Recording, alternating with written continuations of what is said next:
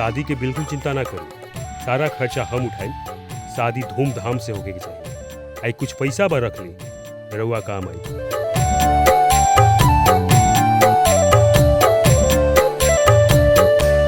तोरा पगड़ी के राखब ध्यान पापा, बानी हम अब ही नादान। ख्याल कर तू हमारी उमरिया के, ख्याल कर तू हमारी उमरिया के। अभी कारब बियाह भारब जीवन भार आह, अभी कारब बियाह भारब जीवन भार आह। बेदी दुख के सजावना ही तो लाली चुनरी, उड़ावना ही तो जली बाली चढ़ावा अपन गुड़िया के। जली बाली चढ़ावा अपन गुड़िया के। तोरा पगड़ी के राखब ध्यान पापा, बानी हम अब ही नादान।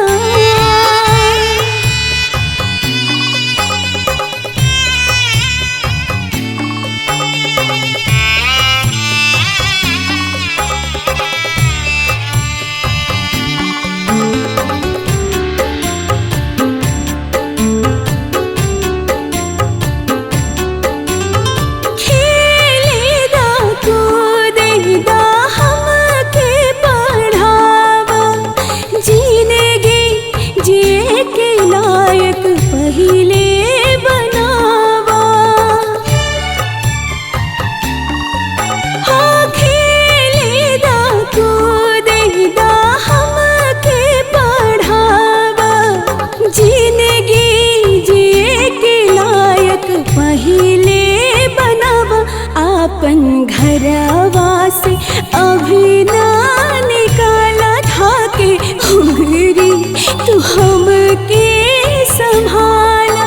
हक छीना नाही हमसे लाड़ गैया के, हक छीना नाही हमसे लाड़ गैया के।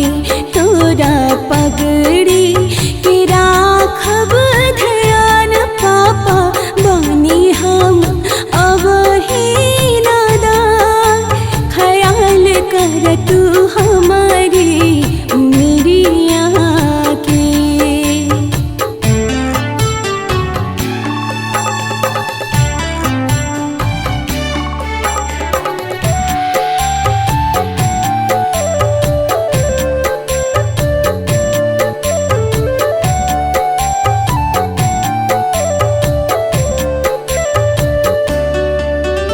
शादी त लागत बर्बादी के खेलबा, हमनी के जोड़ी में कवनो ना मेलबा।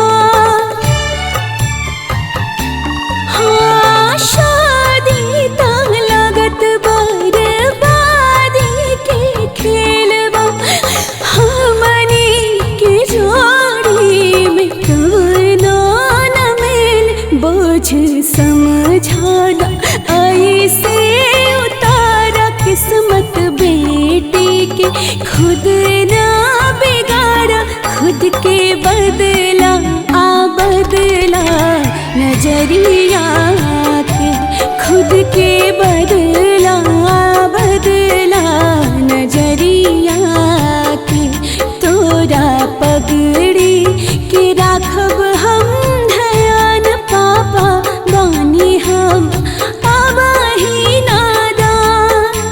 ख्याल कर तू हमारी उम्मीदिया के, ख्याल कर तू हमारी उम्मीदिया के, ख्याल कर तू हमारी उम्मीदिया के।